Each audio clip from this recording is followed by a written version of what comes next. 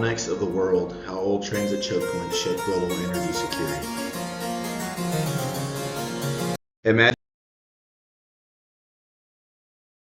waking up tomorrow hearing that a single waterway, the Strait of Hormuz, has been blocked. Within hours, global oil prices would skyrocket, stock markets would shake, and fuel costs could surge worldwide. That's the kind of power these narrow waterways, called oil transit choke points, hold over our global economy.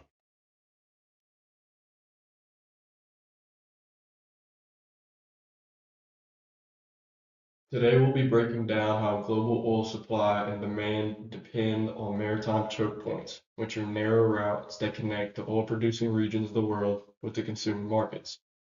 We'll walk through their strengths, their weaknesses, the opportunities for improvement, and the threats that make them so risky. By the end, you'll see why these small waterways have such a massive impact on the world economy.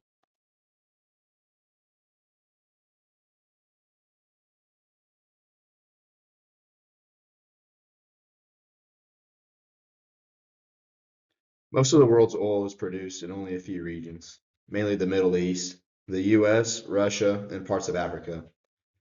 But the biggest consumers, countries like China, India, Japan, and those in Europe, are far away. That means oil has to move long distances by sea, and much of it funnels through just a few narrow passages known as choke points. These choke points are vital links that tie global supply and demand together.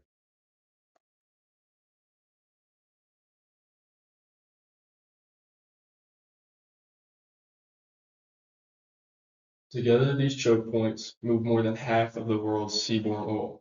The Strait of Hormuz alone handles nearly 20% of all global oil consumption. That's why even a rumor of tension there can move prices overnight. Asia's economies, especially China, Japan, and India, rely heavily on these routes, while Europe and the US depend on other routes like the Suez and Panama Canals. In short, these aren't just waterways, they're the arteries of the global economy.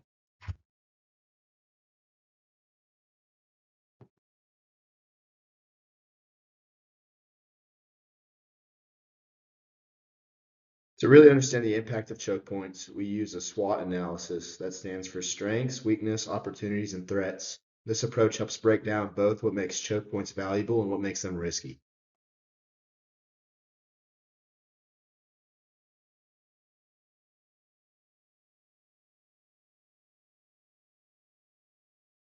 The biggest strength of choke points is efficiency. They allow oil to move quickly and cheaply between continents.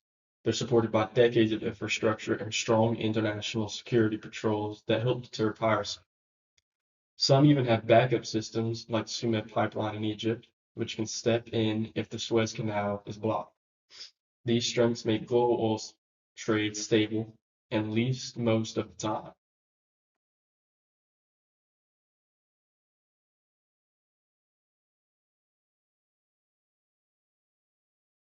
The problem is that the system is fragile. The role depends on just a few choke points. If one gets blocked, everything slows down. The 2021 Ever Given incident on the Suez Canal is a perfect example. One ship blocked global trade for nearly a week, costing billions. Many canals are too narrow or shallow for large modern oil tankers, creating bottlenecks and backlogs. The good news is that there are opportunities for improvement. New technology like ultra-large crude carriers and predictive routing systems can make oil transport safer and more efficient.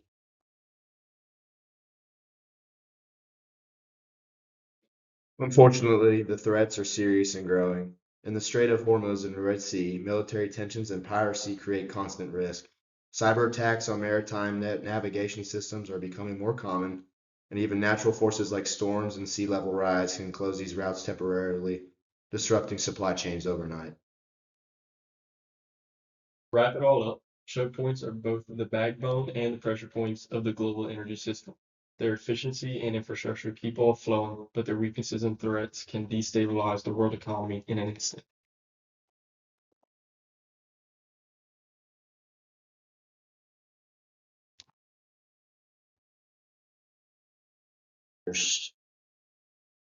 Even as the world transitions toward renewable energy, oil will remain essential for decades.